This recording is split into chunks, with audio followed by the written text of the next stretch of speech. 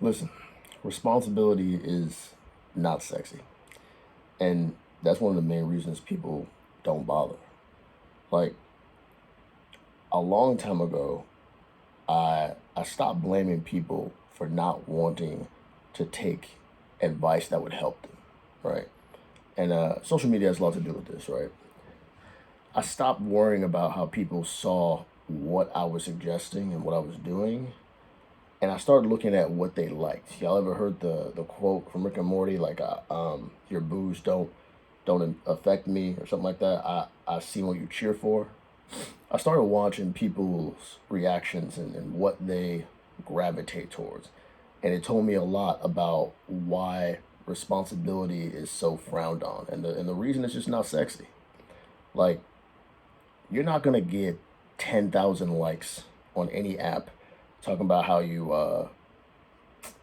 how you saved $20 this month, right? Like, even if that's your start, I mean, you might, but it's a lot less likely to get that versus showing a trip that you went on. Because, and the reason for that is that when people post on social media, they post for other people's opinions, their gratification, their validation.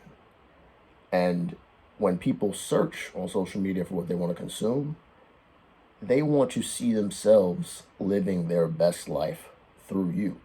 They don't want to see you doing something that they already do. Like nobody wants to watch somebody pay their bills because like we all have to pay bills, right? Like no one wants to say like, oh yeah, like I'm I'm completely caught up on my bills this month. Like that's just not a social media worthy post for most people.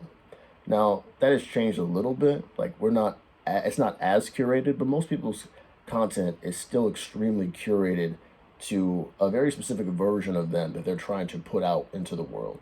And that version is not one that is saddled with responsibility. It's not one that is always concerned with how the family's going to eat. Right? It's not one that's concerned with how much debt they're in. Right? That is not what the average person is doing. It's a lot easier and a lot more comfortable to say, listen, the whole world, the economy, the whatever, is to blame for where I'm at. And because of that, I am going to worry about today. Because that's what everybody's worried about. It's today. Gratification for today. To the hell with tomorrow. And the moment I realized that, I stopped worrying about how it looked and I started worrying about what the results were, right? And it's hard to convince people, it's always going to be hard to convince people that an action that they take today that is not going to necessarily bear any immediate fruit is going to be good for them. Like, it's hard to tell someone, yeah, if you save $20 on that, subscription, maybe you'll do, a little bit more than $20 next month. You could build on that. You could build on the habit because that's what it really is. It's about habits. And that's what responsibility is about habits, about showing up when it's not convenient. But because those people can't see the immediate benefit, they often will shrug the responsibility for something that gives them a more immediate gratification. But what I've noticed is that the people that I've seen in my life, I've watched them develop. I've watched, even from afar, people I'm not super close with. Anytime those individuals shrug responsibility in the short term, they pay for it in the long term. And there's some people that I know just in passing, like again, not good friends with, that are still paying that price, right? Because they didn't do something that could have put them in a better position earlier, they're paying for it now. Or they are realizing or waking up to the reality that that responsibility actually was important. I need to start now so I don't have to keep paying for it, right? Either you're going to wake up and say, "Oh, this is responsibility thing is actually important," or you're going to say to yourself, well, I'm just going to pay for it." And those people exist all over the world. But you would never know it based on how we interact online, because how we interact online we shield everyone and ourselves from criticisms, and we shield that terrible part of not dealing with responsibility. You would never know somebody could be 80, 90, $130,000 in debt, completely struggling. They could post them doing all types of extravagant things. You would never know. See, that's what I look for when I look at people's posts, because I don't really care where you went this month. I don't really care where you like and I don't expect people to post their bank accounts, but how you live is a reflection of how important your capital is to you, and that is a also reflection of where you place yourself in terms of importance when it comes to your legacy and your family. But again, all of those things are not sexy. So while I was doing non-sexy things and saying, "Yeah, this is what I was doing," I was a weirdo, and for a lot of people, I probably still am. Like I talked about yesterday, a lot of people do not look at my life and say, "This is a life that's convincing and worthwhile," because a lot of people define a worthwhile life through the absence of struggle, through enjoyment, through how much they're getting. A lot of people's lives are only about them. And when your life is always pointed inward, if it's only you, then it's hard to convince you that struggle is a necessary component. It's hard to convince you that doing hard things is a necessary component to be able to live something that is fruitful. Which is why I don't try to I don't try to convince people of that. If you don't have something in your life that's important enough for you to sacrifice your time consistently, I can't talk you into that. That's something that's personal to you. But I do have those things. My family, my wife, my children are extremely important to me, to a degree that I can't.